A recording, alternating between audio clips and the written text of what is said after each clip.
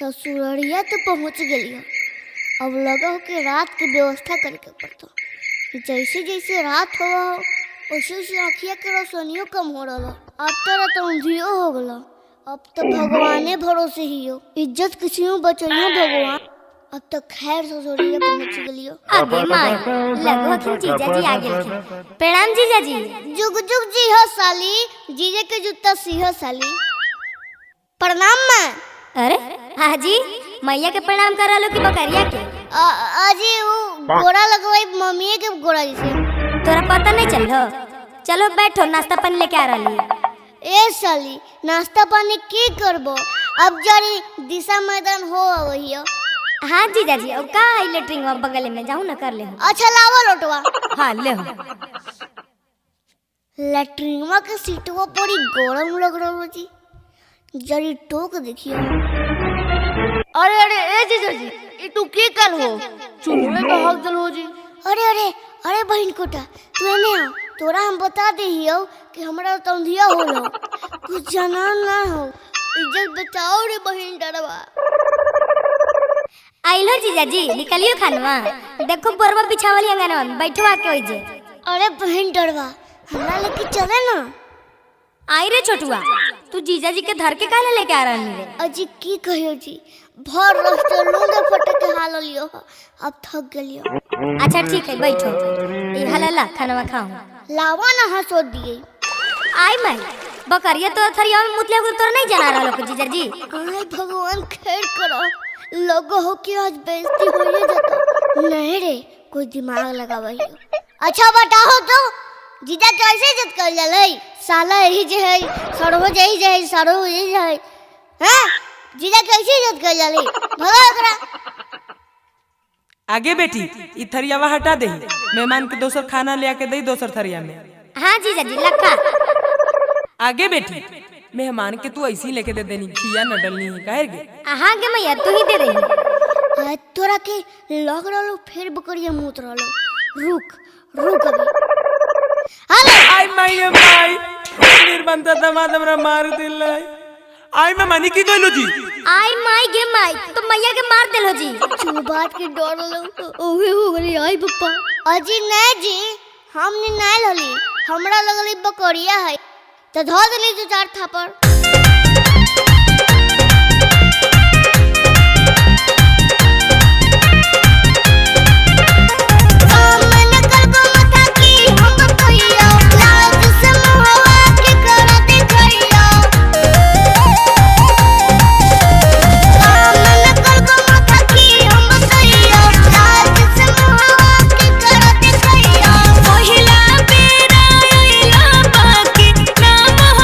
ससुरा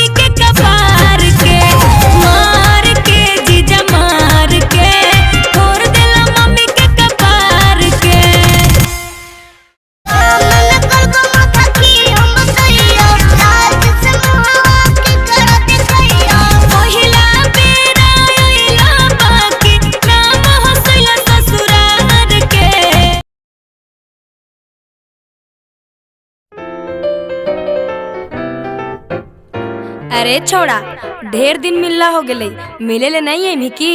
मिले के तो मनवा है हो, लेकिन पैसा कौड़ी नहीं हो तो की करियो।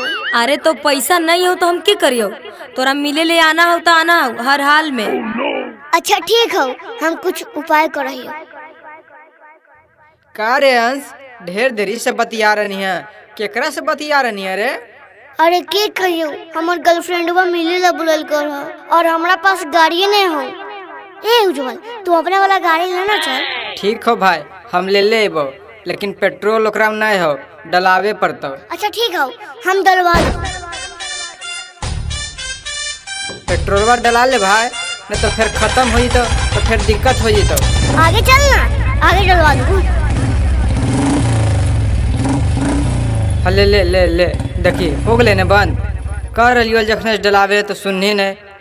अब फोनमा करके मंगा ही पैसा अपन गर्लफ्रेंड वास्ते। उधर भाई। अच्छा ठीक हो, फोन लगा भैया। हेलो। अरे जानू, हम क्या कहें, हम आ रहे थे और हमारा पेट्रोल भी रास्ते में खत्म हो गया। 50 रुपए गूगल पे कर दो ना। अरे तो तोरा तेलो भरावे के पैसा नहीं हो तो हम कहाँ से पैसे भेजियो हैं? अरे जानू, 500 का तेल डलवाए थे, सब झड़ गया। झड़ गया तो हम की करिए? सब सपना पर तू पानी फेर देनी है? एकदम हमार दिमाग खराब होके भेल ले।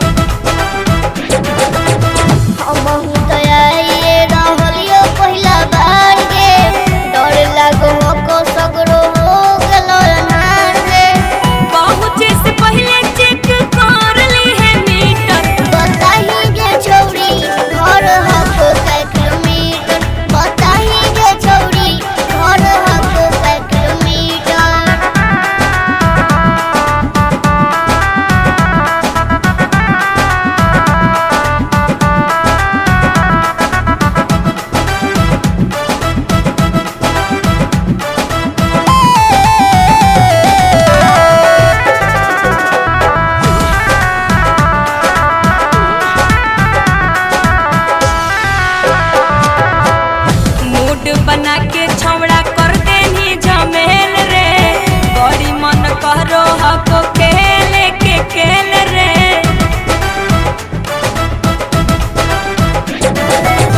बीच रहिया में धोखा दे दिल को गाड़ी, फेरा में पड़लियो टेंशन बढ़ल हो कपाड़ी।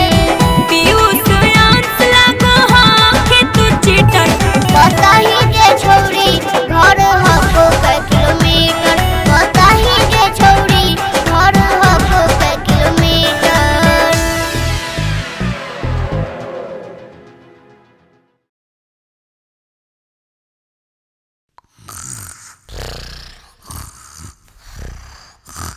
लगा है सूत गई हमर मर्दनवा। आउ हम जखनी से अलिए है तखनी से अपन लभरवा से नहीं बतियलिए है। उ अलगे के बकायल होते बतियाए लगी, जरी मनी बतिया लही, सूत गए कले है।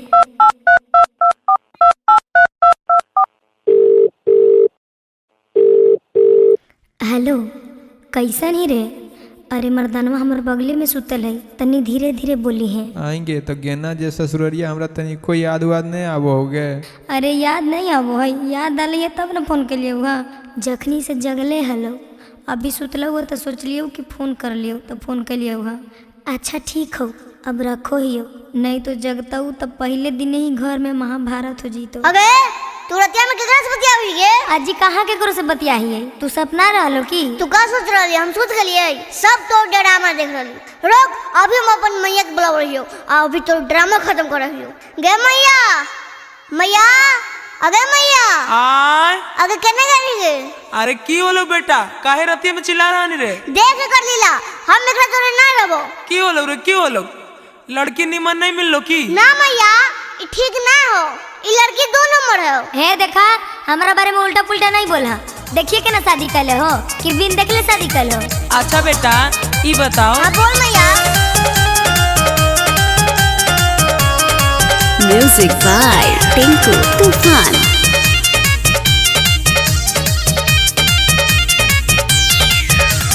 कैसन हको बेटा कन्हैया के विचार रे, काहे लागे कान रहले हम ढाकार रे। बोल, अरे बोली नहीं रे बेटा। कैसन हको बेटा कन्हैया के विचार रे, काहे लागे कान रहले हम ढाकार रे। लड़की ठीक नहीं मिल लो की?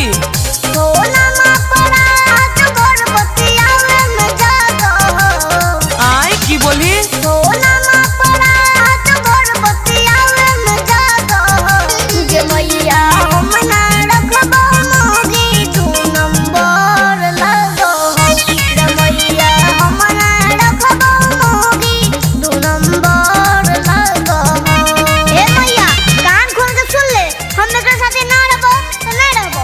काहे रे बेटा की भेलौ? अब कैसा हूँ रहे न पड़ता हूँ।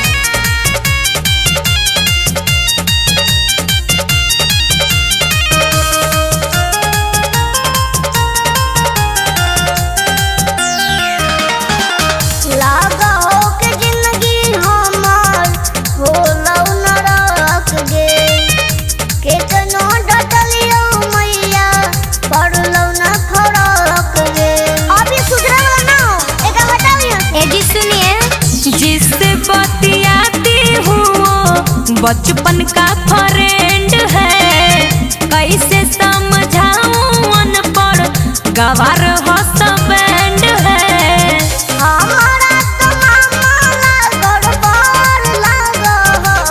हाँ रे बेटा,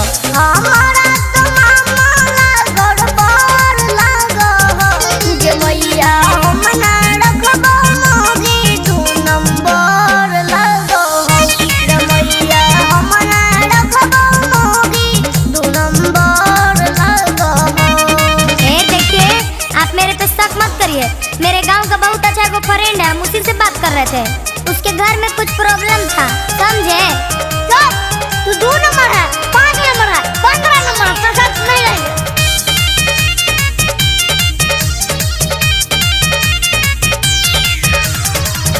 एक रात बढ़िया हम रहती कुंवर गे, ठीक नहीं लगा हो को एक और व्यवहार गे।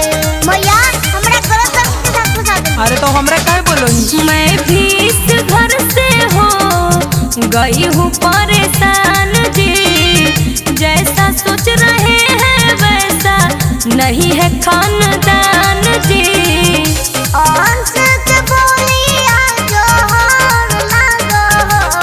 ऐसा नहीं है।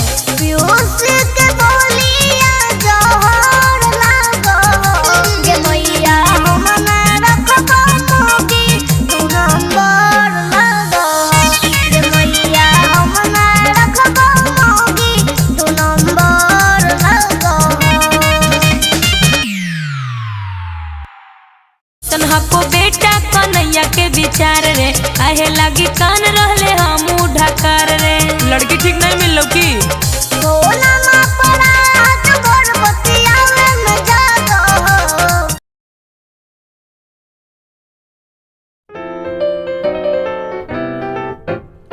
अरे छोड़ा, ढेर दिन मिलना हो गए, मिले ले नहीं है मिकी? मिले के तो मनवा है ये हो, लेकिन पैसा कौड़ी नहीं हो तो की करियो? अरे तो पैसा नहीं हो तो हम की करियो? तोरा मिले ले आना हो तो आना हो हर हाल में। अच्छा ठीक हो, हम कुछ उपाय करियो। का रे अंश, ढेर देरी से बतिया रही है, केकरा से बतिया रहनी है रे? अरे के कहियो हमर गर्लफ्रेंडवा मिले ला बुलल कर और हमरा पास गाड़ी नहीं हो। ए उज्जवल तू अपने वाला गाड़ी लेना चल।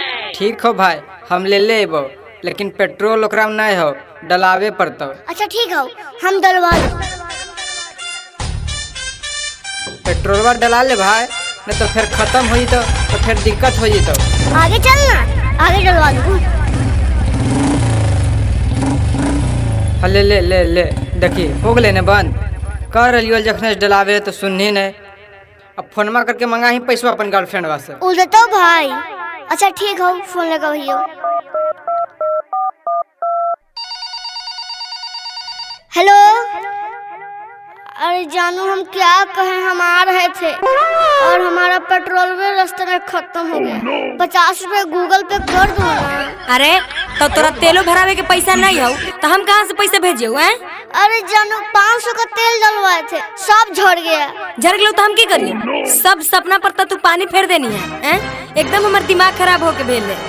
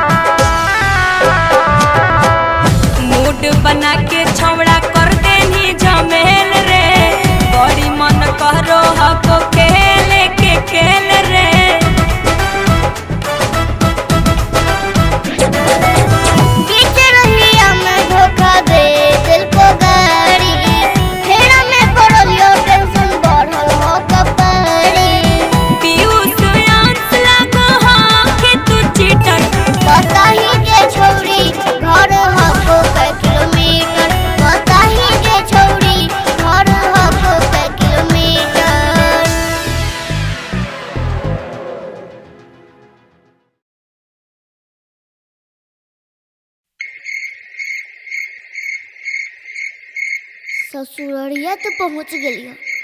अब लगा हो कि रात की व्यवस्था करके पड़ता।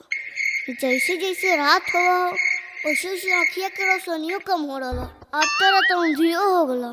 अब तो भगवाने भरोसे ही हो, इज्जत किसी बचइयो भगवान।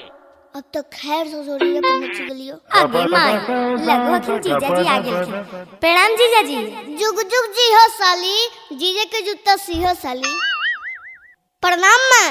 अरे हाजी मैया के प्रणाम करा लो कि बकरिया के? आजी वो गोरा लगवाई मम्मी के गोरा जैसे। तोरा पता नहीं चलो? चलो बैठो, नाश्ता पानी लेके आ रही है। ए साली नाश्ता पानी की करबो? अब जारी दिशा मैदान हो वही। हाँ जीजा जी, अब का है लेटरिंग में बगल में, जाऊँ ना कर ले। अच्छा लावा लोटवा। हाँ ले हो। लैट्रिनवा के सीटवा बड़ी गरम लग रहा जी, जरी टोक देखियो। अरे अरे ए जीजा जी ई तू की कल हो चूल्हे पे हक दल हो जी। अरे अरे अरे बहन कोटा तू एने आ, तोरा हम बता दे हियो कि हमरा तंधिया होलो, कुछ जाना ना हो, इज्जत बचाओ रे बहन डरवा। आइलो जीजा जी निकलियो खानवा, देखो बोरवा बिछावली अंगनवा में बैठो आके होई जे। अरे बहन डरवा हमरा लेके चले ना। आई रे छोटुआ, तू जीजा जी के धर के काहे लेके आ रहनी रे? अजी की कहियो जी, भर रास्ते लूंगे फटे के हाल लियो, अब थक गेलियो। अच्छा ठीक है बैठो, ई हलाला खानवा खाओ। लावा ना हंसो दिए। आई मैं बकरिया तो थरिया में मुतले को तोर नहीं जाना रहलो के जीजा जी। आय भगवान खैर करो, लोगो हो कि आज बेइज्जती होइए जाता। नहीं रे कोई दिमाग लगावइयो। अच्छा बताओ तो जीजा कैसे इज्जत कर जाले? साला यही जे है सरहो जई जे है सरहो यही है हैं? जीजा कैसे इज्जत कर जाले?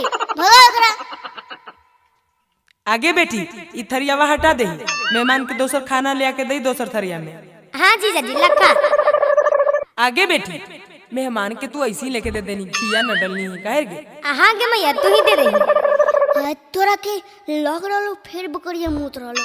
रुक रुक अभी। हेलो आई माई रे माई, निर्बंध दामाद हमरा मार दिलै। आई मैं मानी की गइलो जी। आई माई गे माई तो मैया के मार देलो जी। तू बात के डर लो ओहे हो गली। आई पप्पा अजी नहीं जी हमने नहीं लली, हमरा लगली बकरिया है तो धो देली दो चार थापर।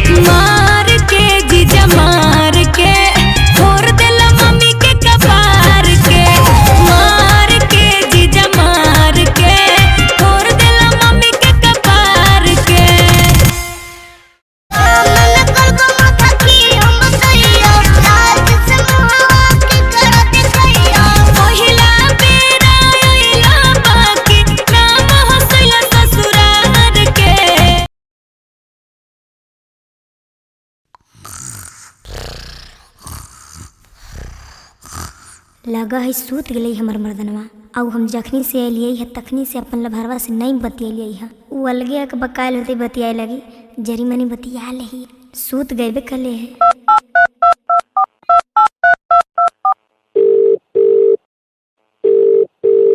हेलो कैसन ही रे, अरे मर्दानवा हमर बगले में सुतल है, तनी धीरे धीरे बोली है। आएंगे तो गेना जे ससुररिया हमरा तनी कोई याद वाद नहीं आबो होगे।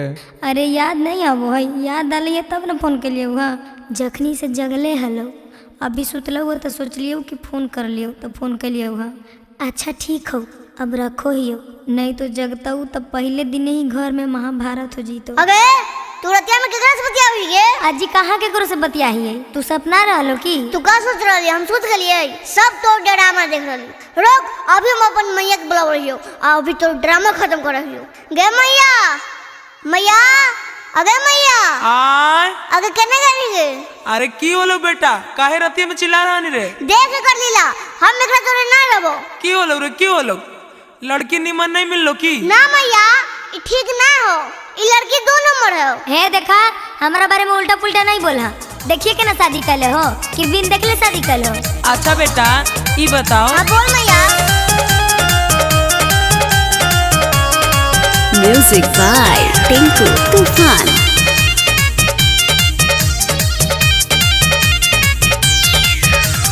कैसन हको बेटा कन्हैया के विचार रे, काहे लागे कान रहले हम ढाकार रे। बोल, अरे बोली नहीं रे बेटा। कैसन हको बेटा कन्हैया के विचार रे, काहे लागे कान रहले हम ढाकार रे। लड़की ठीक नहीं मिल लो की?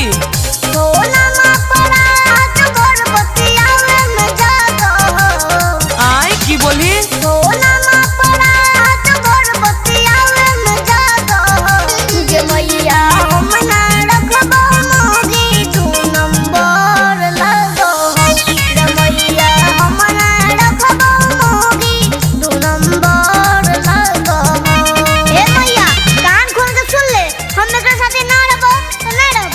काहे रे बेटा की भेलौ? अब कैसा हूँ रहे न पड़ता हूँ।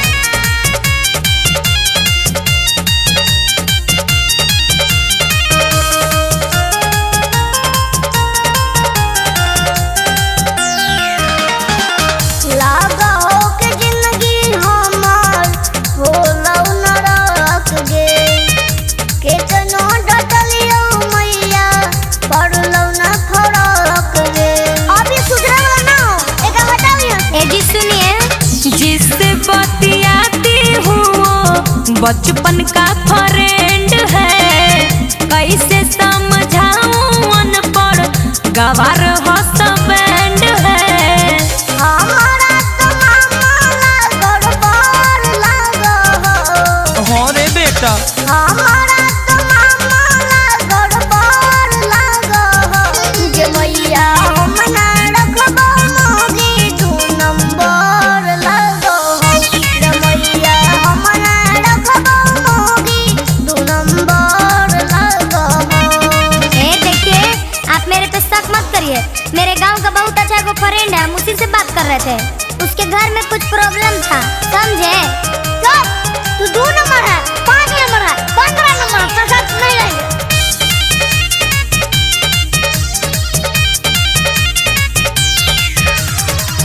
एक रात बढ़िया हम रहती कुंवर गे, ठीक नहीं लगा हो गो एकर व्यवहार गे।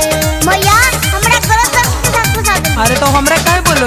मैं भी इस घर से हो गई हूँ परेशान जी, जैसा सोच रहे हैं वैसा नहीं है खानदान जी। अंश के बोलिया जोहर लगो। ऐसा नहीं है। पीयूष के बोलिया जोहर लगो। जे मैया हम ना रखबो मोगी 2 नंबर लगो। जे मैया हम ना रखबो मोगी 2 नंबर लगो। तन्हा को बेटा कन्हैया के विचार रे, काहे लागी कान रहले हम ढाकार रे। लड़की ठीक नहीं मिल लो की?